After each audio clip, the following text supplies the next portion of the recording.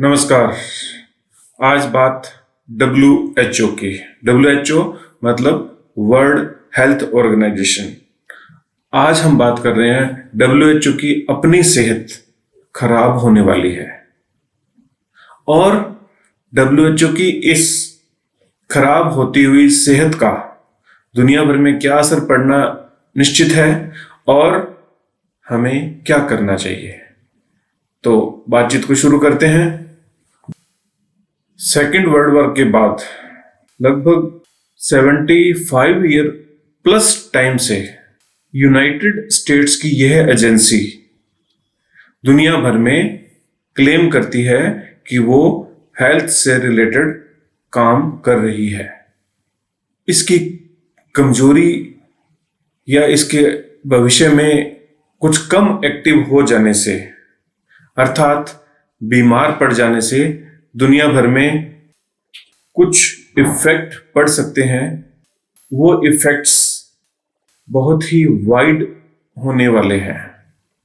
Health programmes Afghanistan, Africa, गजा या Libya में ही नहीं, हेल्थ प्रोग्राम्स अमीर देश जैसे अमेरिका और हम जैसे मीडियम कंट्रीज जो है, डेवलपिंग कंट्रीज, इंडिया जैसे देशों में भी इसका निश्चित ही प्रभाव पड़ने वाला है।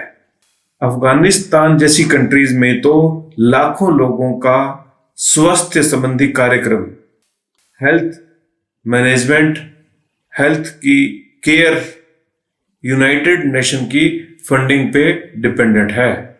HIV से संबंधित अवेयरनेस और प्रिवेंशन के और ट्रीटमेंट के प्रोग्राम्स तो दुनिया भर में WHO गवर्न करती है, चलाती है, फंडिंग करती है उनके लिए। Mother and child health program ये भी WHO का एक मुख्य कार्य है जिसको ये देखती है, खास करके गरीब देशों में। दुनिया भर में वैक्सीनेशन को भी WHO फंडिंग करता है, WHO मॉनिटर भी करता है। इसके अलावा भी डायबिटीज, ओबेसिटी और अन्य लाइफ स्टाइल डिजीजेस के बारे में भी दुनिया भर में अवेयरनेस फैलाता है WHO। और कम्युनिकेबल डिजीजेस जैसे आपने कोविड में देखा या और कोई भी छोटी मोटी भी बीमारी अगर फैलने की आशंका लगती है तो WHO हरकत में आता है। दुनिया भर के हेल्थ प्रोग्राम्स जो भी कहीं भी कैसे भी चल रहे हैं उन्हें वो इनके लिए गाइडलाइन देता है और मॉनिटर भी करता है। फंडिंग भी उससे होती है और वैक्सीनेशन आदि की अप्रूवल भी आप जानते हो कि WHO देता है। नेचुरल डिजास्टर कहीं भी हो जाए, कहीं भी महामारी के अलावा अगर नेचुरल डिजास्टर्स हैं, कुछ भूकंप आया है, कुछ और इस तरह के सुनामी जैसे प्रकोप आए हैं, उनको भी WHO मॉनिटर करता है, वहां भी सहायता देता है।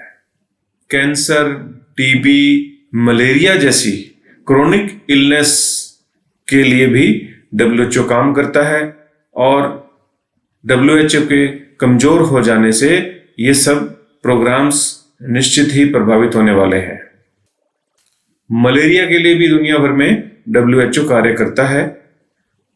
इसकी कामयाबियों में कुछ बीमारियां ऐसी हैं जिनको सच में ही WHO के और वैक्सीनेशन के जो कार्यक्रम्स हैं इनकी वजह से उनको कंट्रोल करने में सफलता पाई है, जिसमें मुख्य स्मॉल पॉक्स है और पोलियो भी लगभग दुनिया भर से उन्मूलन हो चुका है। और इसके अलावा काफी बीमारियां, इवन टेटनस जैसी बीमारियां भी काफी हद तक कंट्रोल हुई हैं। अब ये कुछ बीमारियां कंट्रोल हुई हैं और समय बताएगा कि ये कंट्रोल हुआ जो परिणाम है ये कितना अच्छा है और बीमारियां कितनी और अधिक बढ़ भी गई हैं। इसकी समीक्षा समय ही करने वाला है। हम WHO का एक पॉजिटिव साइड जो उजला पक्ष है वही देख रहे हैं कि हाँ डब्ल्यूएचओ ने हेल्थ के फील्ड में अपने भूमिका के द्वारा काफी बीमारियों पर कंट्रोल पाया है और वो इसमें लगातार अग्रसर भी है।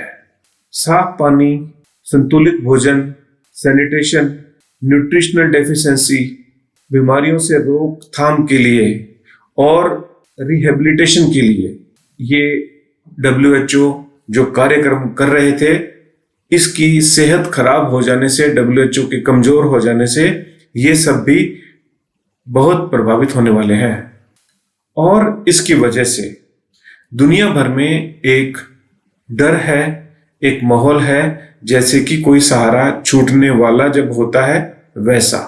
बीमारियां डब्ल्यूएचओ के एक्टिव होने की वजह से कंट्रोल हुई है या समय के साथ बढ़ती संपन्नता इसकी वजह है, इसको भी समय ही परखेगा। आज से 70 साल पहले जिस घर में साइकिल भी नहीं होती थी, आज उस घर में कारें हैं, कार नहीं कारें हैं, मल्टीपल। और ये संपन्नता मोस्ट ऑफ द वर्ल्ड में बढ़ी ही है। तो बीमारियों को कम करने में और कंट्रोल करने में कहीं इसका हाथ है या सच में ही डब्ल्यूएचओ का, ये प्रश्न मेरे माइंड में रहता है। मैंने बोल दिया है, लेकिन आज का विषय ये नहीं है। आज तो हम फिर से उसी की बात करेंगे कि जो डब्ल्यूएचओ आखिर कमजोर हो जो रहा है, क्यों हो रहा है। देखो, वैसे तो दुनिया भर की सभी इस तरह की संस्थाएं, चाहे यूएनओ ही क्यों ना हो, वो भी कमजोर हुआ है। कौन सुनता है उसकी। और डब्ल्यूएचओ के द्वारा कोविड के दौरान जिस तरह से मैनेज किया गया, उसके परिणाम नहीं आना, ये एक बड़ा प्रश्न है।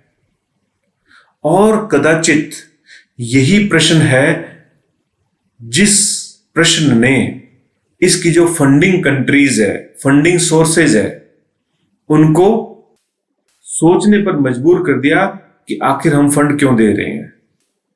दुनिया जानती है कि मैक्सिमम फंडिंग अमेरिका के द्वारा होती है। लगभग 16% फंडिंग अमेरिका अकेला करता है। और Bill Gates foundation, Germany, Britain, France, ये कुछ कंट्रीज हैं जो मेजर फंडिंग करते हैं। और चाइना एक इमर्जिंग बड़ा फंडिंग कंट्री निकल के सामने आ रहा है। और बाकी पूरी की पूरी दुनिया इसकी ओनली 50% फंडिंग करती है। इनको एक तरफ करके बाकी 50% फंडिंग दुनिया के द्वारा की जाती है। और 80% फंडिंग प्रोजेक्ट बेस्ड होती है, जो कि डोनेशंस के द्वारा इसको मिलती है। और इसका जो बजट है, वार्षिक बजट 4.2 बिलियन डॉलर्स है। 4.2 बिलियन डॉलर इसका वार्षिक बजट है। ये इतना बड़ा बजट है कि छोटे मोटे देश की इकोनॉमी भी इसके आगे छोटी है। डब्ल्यूएचओ के जिनेवा स्थित हेडक्वार्टर में डब्ल्यूएचओ के प्रमुख ने यह घोषणा की है कि अगले वर्ष हमें 21% अपनी फंडिंग श्रिंक करनी होगी, कम करनी पड़ेगी। ये अमाउंट 50 करोड़ डॉलर्स के लगभग है। इतनी बड़ी फंडिंग जब कम हो जाएगी तो डब्ल्यूएचओ के जो फंक्शनिंग है उस पर बहुत बड़ा असर पड़ने वाला है। दुनिया भर के देश डब्ल्यूएचओ के ऊपर एलिगेशन लगाते हैं कि जो फंडिंग कंट्रीज है वो अपने पॉलिटिकल बेनिफिट के लिए और दूसरे देशों की जो पॉलिटिक्स है उसको इफेक्ट करने के लिए इस फंडिंग का या इस तरह की हेल्प का इस्तेमाल करने के लिए डब्ल्यूएचओ पे दबाव डालते हैं। शायद सबको मालूम है कि जब पेनिसिलिन का आविष्कार किया था, डब्ल्यूएचओ ने अप्रूवल दे दी थी। ये अर्लियर ईयर्स हैं जब डब्ल्यूएचओ बना ही था। जहां तक मेरे को याद है ये 1955-60 के आसपास की बात है। तब रसिया ने बोला था कि हमें इसका फॉर्मूला दे दो, हमें इसकी रेसिपी दे दो, हम भी पेनिसिलिन जो एक ग्रेट एंटीबायोटिक था उस समय के लिए, इसको बना करके लोगों के स्वास्थ्य को ठीक करें। WHO ने ये फॉर्मूला उसे नहीं दिया था और इस बात से नाराज होकर के अनेक वर्षों तक रसिया WHO से बाहर रहा था। तो कहीं ना कहीं शक आता है कि क्या सच में WHO की मंशा दुनिया को रोग मुक्त करने की या रखने की है क्या? क्योंकि जो फंडिंग कंट्रीज हैं या जो फंड देने वाले फार्मा इंडस्ट्री है, उनके मंशा के ऊपर दुनिया को शक है। और अब तो दुनिया भर के देश चाइना का नाम लेकर के WHO पर यह आरोप लगाते हैं कि WHO चाइना के अकॉर्डिंग अपनी पॉलिसीज बनाता है और चाइना के जो प्रोग्राम्स हैं, चाइना के जहां पे हित अधिक हैं, वहां पे ज्यादा हेल्प जो है WHO कर रहा है। और इसके अलावा भी कोविड के मैनेजमेंट में जिस तरह की गाइडलाइंस दी गई, शुरुआत में इसकी सीरियसनेस को नहीं भांप पाना, कोविड की शुरुआत के समय इसकी सीरियस को नहीं भांप पाना, वैक्सीनेशन की असफलता और बढ़ती हुई लाइफ स्टाइल डिजीजेस, दुनिया भर में विभिन्न तरह की बीमारियों के ऊपर ठीक ठाक से नियंत्रण नहीं कर पाना आदि, ये सब आरोप WHO पर लगते हैं। जो कि फाउंडेशन बन रही है, जो कि बेस बन रहा है इसके ऊपर विश्वास कम होने का। क्योंकि साधनों से अधिक, जितने साधन झोंके जा रहे हैं, बीमारियां उससे भी अधिक होई जा रही है। और ये सब कारण है जिसकी वजह से दुनिया भर का भरोसा WHO पे घटता जा रहा है।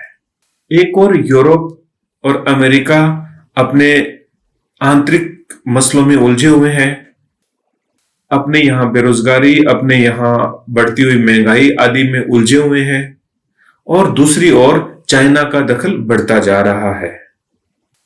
ऐसे में दुनिया के सामने ये स्वास्थ्य का संकट न बन जाए, इसलिए दुनिया को चाहिए कि वो वैकल्पिक व्यवस्थाएं सोचे। अदरवाइज भी अगर देखा जाए तो UNO कमजोर पड़ता जा रहा है। UNO पिछले वर्षों में क्या इफेक्टिव कर पाया, चाहे रूस यूक्रेन वार हो, चाहे अफगानिस्तान का मसला हो, सीरिया का मसला हो, UNO कुछ भी नहीं कर पा रहा है। और दुनिया विभिन्न छोटे छोटे ग्रुप्स या दड़ों में बढ़ती जा रही है। सब देश अपने अपने हितों के हिसाब से फैसले ले रहे हैं, फैसले कर रहे हैं। ऐसे में UNO जब खुद कमजोर है तो WHO जो उसी की संस्था है, उसका कमजोर पड़ना और अधिक तेज गति से हो जा रहा है। फंडिंग नहीं है, UNO कमजोर है, सब लोग एक मत नहीं हो रहे हैं। ऐसे में जो एक डर व्यापक है कि दुनिया भर में जो हेल्थ की कंडीशंस हैं, खास करके गरीब देशों में, उसका क्या होगा। उसके लिए हमें चाहिए कि हम अपनी सेहत का ध्यान खुद रखें। अपने खाने पीने, अपने पर्यावरण, अपने आसपास की साफ सफाई और बीमारियों से बचने के जो उपाय हैं, उसका ध्यान व्यक्ति को अपने स्तर पे लेना चाहिए। व्यक्ति लेंगे, परिवार लेगा, मोहल्ला लेगा, शहर और गांव लेगा, और देश भी अपनी जिम्मेवारी खुद लेगा। क्योंकि हेल्थ अगर हम चाहते हैं तो हमें निचले स्तर से ही शुरू करनी चाहिए। और किसी के दिए हुए उपदेश आप माने या ना माने, लेकिन आपको अपने लिए सोचना है कि मेरे लिए क्या जरूरी है। आने वाले समय में बीमारियां निश्चित रूप से बढ़ने ही वाली हैं, क्योंकि लाइफ स्टाइल डिसऑर्डर्स एक बहुत बड़ी वजह है अब आज बीमारियों की। चाहे डायबिटीज ले लो, हाइपोथायराइडिज्म ले लो, अर्थराइटिस है, लिवर डिजीजेज हैं, किडनी डिजीजेज हैं, अपना पोल्यूशन की वजह से एलर्जी, अस्थमा है, बढ़ने वाली है, मानसिक रोग बढ़ने वाले हैं, इन्फेक्शंस बढ़ने वाले हैं, एलोपैथिक दवाइयां बेअसर होती जा रही है, एंटीबायोटिक्स के लिए ड्रग रेजिस्टेंस डेवलप होती जा रही है, तो बीमारियां बढ़ने वाली है। और हेल्थ की जो रक्षा करने वाली छोटा मोटा मान ही लो कि WHO करता ही है, तो वो कमजोर पड़ने वाला है। तो हमें अपने स्तर पर अपनी सेहत का ध्यान रखना है। अपनी सेहत का ध्यान आपको मैंने बताया कि अपने खाने पीने से लेकर के आसपास साफ सफाई को आपने प्राथमिकता देनी है अपने जीवन में। और यही प्राथमिकताएं हमारे जो भी कंट्री के लीडरशिप है उन्हें देनी चाहिए कि हेल्थ जो है वो प्रायोरिटी हो, और उसमें भी प्रिवेंटिव हेल्थ प्रायोरिटी हो। प्रिवेंटिव हेल्थ मतलब बीमारियों से बचने के जो खुद से किए जाने वाले उपाय हैं वो हमारी शिक्षा का हिस्सा होना चाहिए।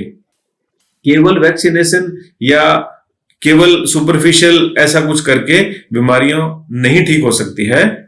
सही कारण व्यक्ति के अपने इम्यून सिस्टम को स्ट्रोंग करके किया जा सकता है। होम्योपैथी जैसी जो चिकित्सा प्रणालियां हैं, आयुर्वेद जैसे लाइफस्टाइल बताने वाले जो सिस्टम्स हैं, इनके द्वारा ही ये पॉसिबल है।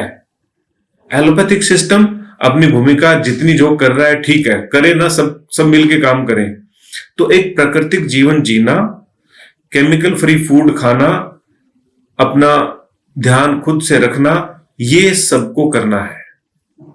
तब जाकर के हम अपने सेहत को अच्छा रख सकेंगे। निर्भरता किसी की भी हो, किसी के ऊपर नहीं होनी चाहिए। अपना ध्यान खुद रखना चाहिए। दुनिया का जो ऑर्डर है वो बदलाव की ओर है। धन, व्यापार और ताकत का इस्तेमाल दुनिया के देश किस तरह से करेंगे ये समय बताएगा, और उसका असर दुनिया पे किस तरह से होगा ये समय बताएगा। आप सदा खुश रहें, आप निरोग रहें, आपकी उम्र लंबी हो। मैं डॉक्टर AK लाडूना आपके स्वस्थ जीवन की कामना करता हूं और दुनिया स्वस्थ रहे ये कामना करता हूं। नमस्कार।